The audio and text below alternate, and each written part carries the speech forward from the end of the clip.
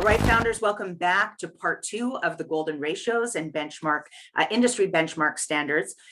We have Ron Robichaux with us, and Ron is the founder of Demystify Your Profits. He is the profit king, really, in my book.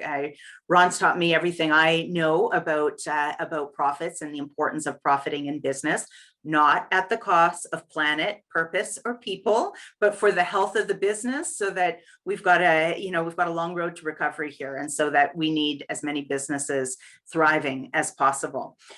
So Ron, one of the things that I really appreciate about your approach to numbers is converting dollar values into percentages.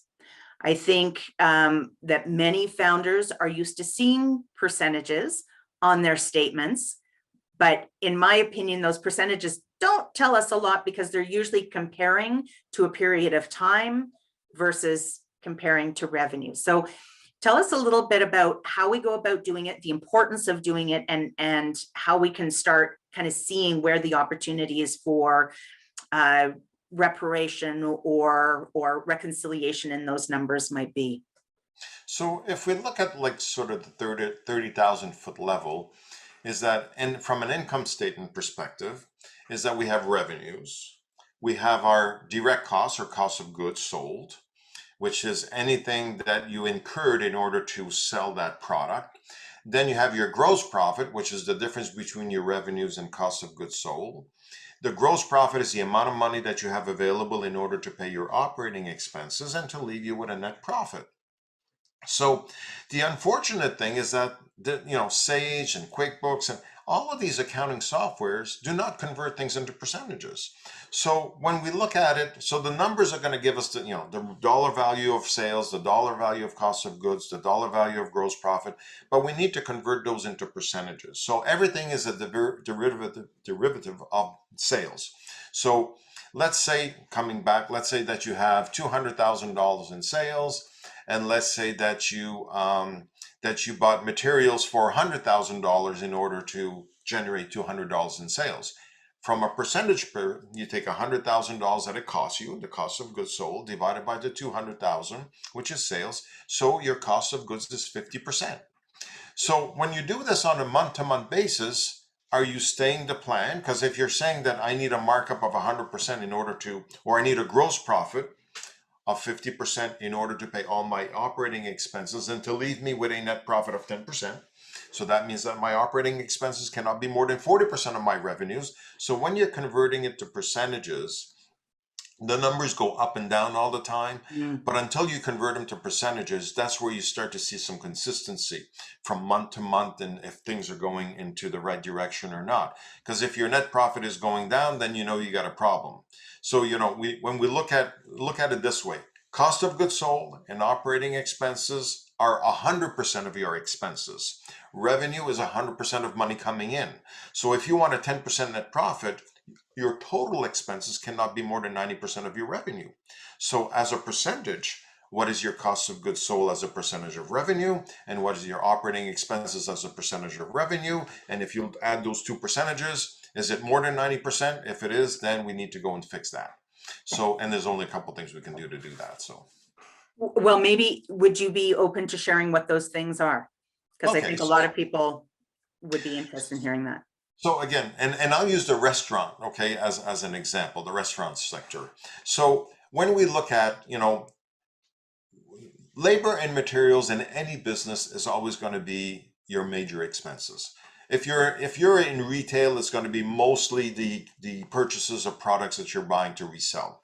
If you're going to be in the service sector, it's going to be mostly labor. If you're going to be in manufacturing, it's going to be sort of half and half. Most of the trades like electrical, plumbing, construction, and all that is going to be half and half. Even the restaurants, it's half and half. 30% labor, 30% cost of goods, of food costs, and then you're left with 40%. So, I mean, that's sort of typical. So what I usually indicate to people is that whether you're in retail, whether you're in service, whether you're in manufacturing or in the trades, it really doesn't matter what sector you're in. Labor and materials combined should never be more than 60% of your revenues. So that allows you how to price your product as well. Because if you say that, if your labor and material costs cannot be more than 60% of my revenues, then you pretty well, what does it cost me in labor? What does it cost me in material? Divided by 0.6. That's what you need to charge a customer. It's no more complicated than that. But what I find is that people are always looking at, well, this is what my competition is charging. Right. So you got to be careful with that, because you're not comparing apples and apples. And you've heard me say this before. The successful businesses, they are successful because of three things. One is that quality of the product, because if you don't have quality products or services, people won't come back. The service, customer service that you provide your customers. If you don't, you can have the best customer service, but if you don't have the quality, people won't come back. You can have the best quality, but if you don't have the customer service, people won't come back. Thirdly, you need a price to stay in business and to make a profit. Mm-hmm. So, and I always tell the people, let the market decide. This is the price you need in order for you to be in business and to make a reasonable net profit. If the market does not want to pay that price, then you got to look at different strategies, but I find that if you have your quality and service, people will pay the price, because people like to go where, and we're all creatures of habit. But coming back to the percentages, is that we need to convert to percentages, because that's the consistency we can see on a month-to-month basis. Now, and I know that I always use this sort of performance scorecard. So whatever and again, your chart of accounts has to be set up properly in order to provide you the information that you need to make those informed decisions. So coming back to, if we look at revenues, I would tend to tell, anybody or any business, is that you've got profit centers in your business. So you may have different revenue sources coming from different places. Okay, I'm selling this product, if you're only selling one thing, it's a little bit different. But if you've got different things that you're selling, then you want to sort of subdivide it. Where's your revenue coming from? But then your cost of goods should be a mirror image of your revenues.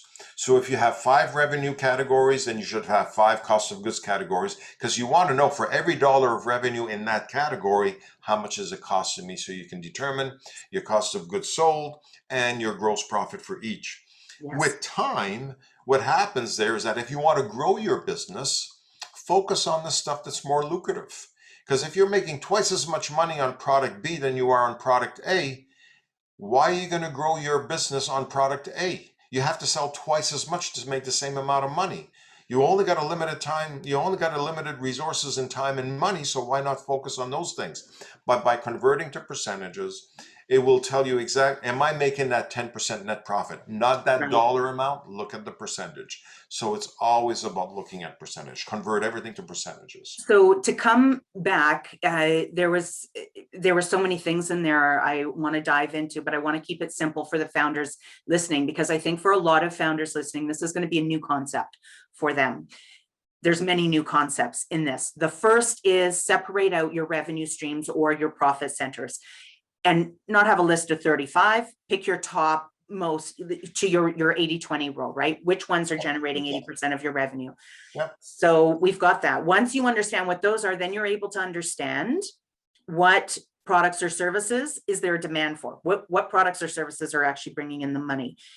Now, what I've heard you say, which I think is key, is the cost of goods. So the amount of money you are out of pocket, labor, materials, to deliver that product or service, it needs to have its own category. It needs to mirror, to your language, the revenue that has come in. And I think for many founders, that is going to be a whole new kind of, what? I have no idea what it is that you're talking about. Because typically they have one bucket, right? They have one bucket where they throw everything into cost of goods. And it might be, materials and labor, and then we did this, and then there were subcontractors, but it's for all 5 or however many revenue streams they have.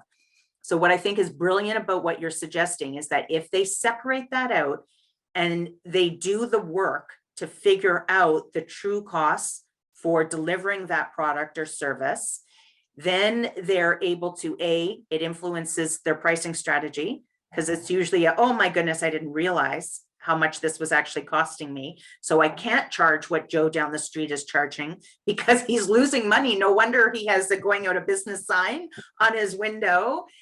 And then the second piece to that is now to your point, you're able to answer the question, what product or service is most profitable? Because you may be making a whole whack of money on product A, but it's only generating you 5% profit, whereas product B, you're getting 95%. And so it might influence your marketing efforts. Or you can look, what can I do to improve product A? Or product A. Okay, right. Okay, yeah. So to your point, then start to maybe find some negotiating power with suppliers or whatever that might be to take down those costs. So the interesting thing, what I've been noticing is that, and let me use an example, whether it's a contractor, a plumber, or an electrician, all I see is revenues.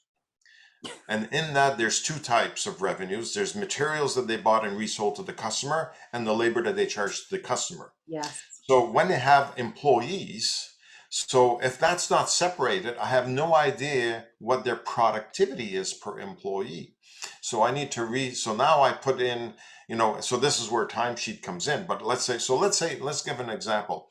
Now that we separate the materials and labor, so if you're putting a 20% markup on materials, then it should be relatively easy. Okay, this is how much I revenue or sold in materials. This is what my cost of goods was in materials. Is my cost of goods 80%? Or not 80%. If I have a markup of 20%, it'll be around the 15% cost of goods sold. So you can say, is your pricing strategy working, or am I losing or waste or anything like that? So let's take a look at the employee now. So let's say I'm paying an employee $25 an hour. I'm using that, and it might be low in your area, but so let's say I'm paying somebody $25 an hour. People need to realize that the labor costs, you need to add 18%. So $25 times 1.18, it's actually costing you $29.50 if you're paying somebody $25 an hour. And so sorry, I just right there, I just want to, the 18% is for source deductions, right? Because I can see in Founders Head, they're like, why 18%? What is that? EI, vacation pay, statutory holidays, sick time. Like most people are putting 12%, and most textbooks are saying 12%. That's wrong. It's never cost that 12. And this, so when you're pricing your product or service, if you're pricing from a labor perspective, and I see this almost time and time again, people will tell me I'm just paying $20 or $25 an hour. So then I'm charging, let's say $50 an hour. I'm making 100% markup on my labor. Well, no, it's costing you $29.50. So now you've just lost 5% on your margin. But the thing that I notice is that, let's say that it's let's say that's $29.50 multiplied by, let's say, 40 hours. So I'm paying the person $1,180 for the week.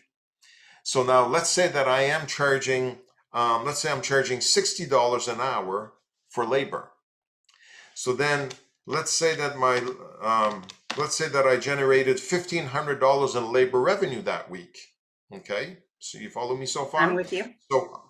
So I charge $60 an hour, and I billed out $1,500, but it cost me $1,180 in order because of the labor I have. Yes. If I want to know my productivity, I will simply, or if I want to know, if I take the $1,500 that I charge in labor, so $1,500 divided by my $60 an hour, I only charged out $25, but I paid out $40.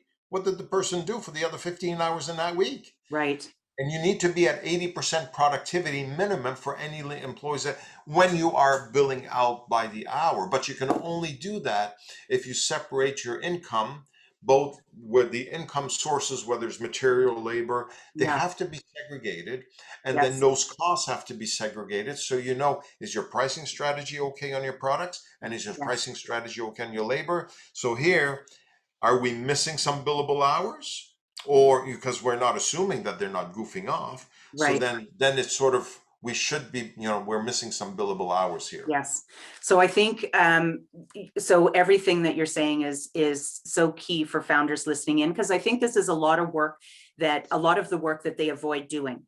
Right. So when we come back to percentages, when we understand our revenue streams, we do our cost of goods, we actually take the time, and it can be a tedious chore or task to start off with. But once you figure that out, you're actually very clearly able to see, here are the tasks that go in to delivering that product or service at this amount of time.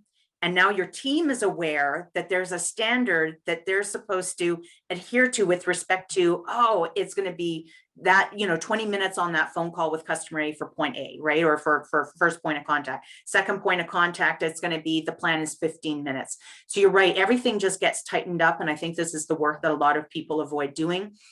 But back to the percentages, why I think the suggestion that you have in terms of turning all of these dollar values into percentages is so key. Because to your point, when we are every month looking at these reports and just seeing dollar values, they're not making a lot of sense to us. We might see that our gross profit isn't where it needs to be, or our net profit isn't where it needs to be, but we don't quite know where to fix it. When everything converts into percentages, you can find the flags right away.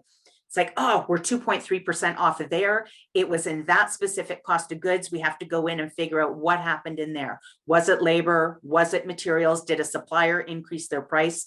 But when it's all in numbers, we can't find it. And when it's all in buckets, we can't find it. So now highways and hazards, it starts popping out to you where to start to look for things. And this is also a great tool for budgeting. So let me give you the example. So let's say that because every business has, a marketing budget, and they have donations, and they have office supplies and everything else. So let's say that your overall operating expenses, and again, coming back to that, revenues are 100%. Let's say that our cost of goods is 50%. I want a 10% net profit. That means that my operating costs cannot be more than 40% of my revenues. So then you go down into the categories of expenses that you have, and you would apply percentages as a budget item for each of those. So let's say that donations, I'm only going to allow 0.25% of my revenues for donations, because I don't want to bust my budget of 40%, no more than 40%. So my donations are 0.25% of my so now you take a look at your revenues. If your revenues go up, you can give more, but never more than 0.25% of your revenue. If your revenues go down, you still only give 2.25% of your revenues. So you never bust your budget. Now, there are some things you have no control over, like it might be like loans and interest, or like telephone or utilities or those type of things, but you do have something. So if those are getting a little bit high, then you're going to need to cut back on the things you do have control over to make sure that you don't bust your budget at that percentage of revenue. Yeah, brilliant. I love it. I think it's a great way to actually better understand too how you plan for profit, right? How you make sure that you're starting with the end in mind versus waiting 4 months after year end to realize you're not where you thought you were going to be. And just on that point about the percentages and how we tend to allocate specific budgets to a percentage of revenue.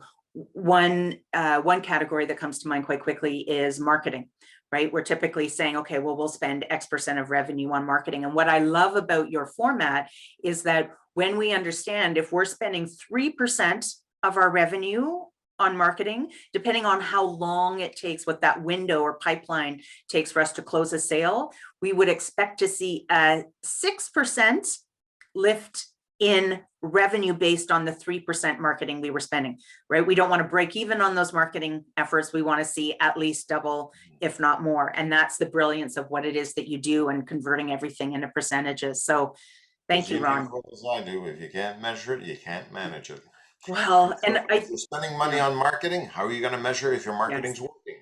You yes. gotta have a conversation with your customers. Well, again, the work that what I love about the work that you do is that many people have heard this, many founders have heard this. This is a cliche, but they don't know how to measure. They don't even know what to look at. So yeah, they see their marketing budget and they're like, okay, well, now what?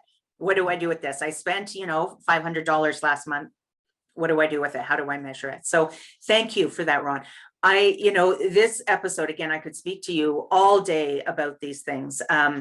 This is a longer than normal episode, but so much value here. And what I'm going to encourage everybody to do is just take a section at a time. That's why we break this content down into digestible, manageable pieces that you can absorb, listen to it a couple times, and there's a whole whack of tools down in the show notes. So really, after you're feeling inspired by listening to this, what starts to change our brain is actually when we start to take small little baby steps and take action. So download the tool, start putting in your numbers, and taking action and changing your financial your financial results at the end of all of this. Okay, thank you, Ron. We're going to come back here for part 3. Part 3 is all about industry benchmarks, because I know many founders out there and many development organizations, including community future offices, we're always so curious around how we compare to others and what should we be striving for. So Ron, I know you have some very unique perspectives on this. I'm really looking forward to hearing them. Thank you for being here, Community Future Saskatchewan. Thank you for all that you do. And founders, thank you for watching and listening. We'll see you back in here for part 3, which is all about industry benchmarks.